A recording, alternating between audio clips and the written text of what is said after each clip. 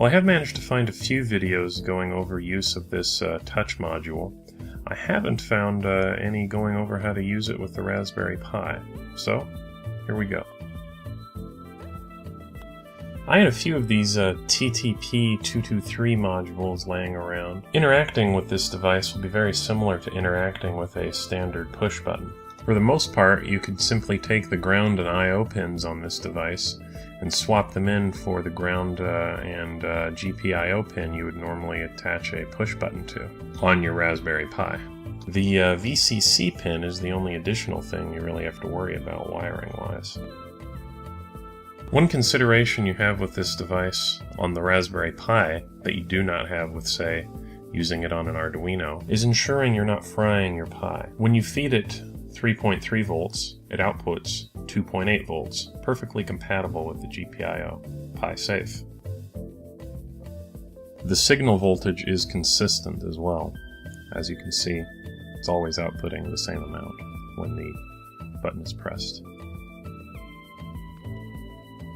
But as you can see, if you feed it 5 volts, for instance, you're looking at 4.6 volt output, which is probably going to damage your Raspberry Pi.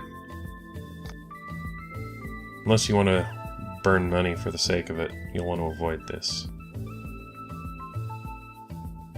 So make sure you go ahead and feed it 3.3 volts rather than 5.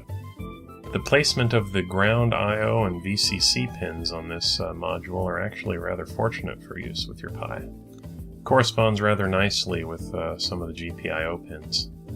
With the addition of something like a female GPIO header, it makes the module ideal for use in testing rigs.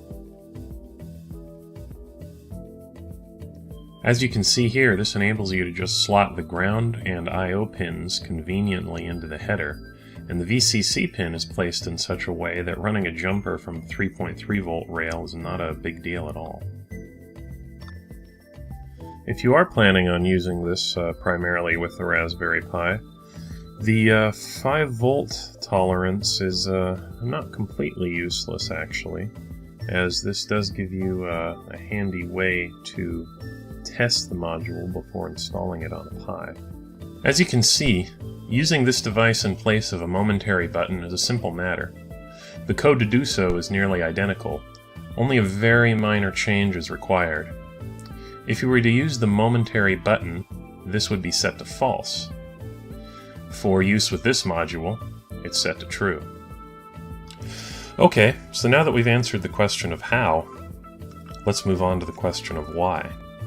And here it is. As you can see, this module allows you to get a push-button style input without the need to add a hole in your case for a momentary switch.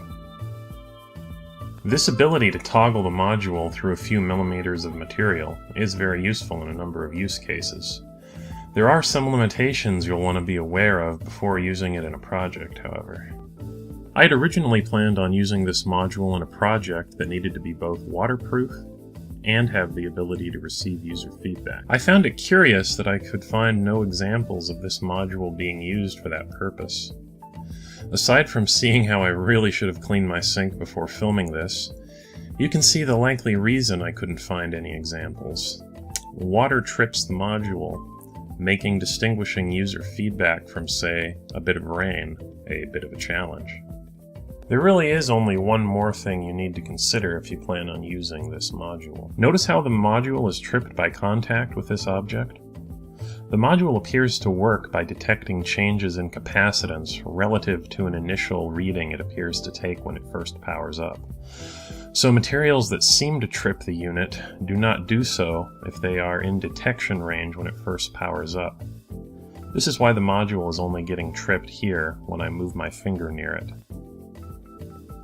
This is a fairly interesting little module, rather cheap too. I picked up a batch of 10 for around $6.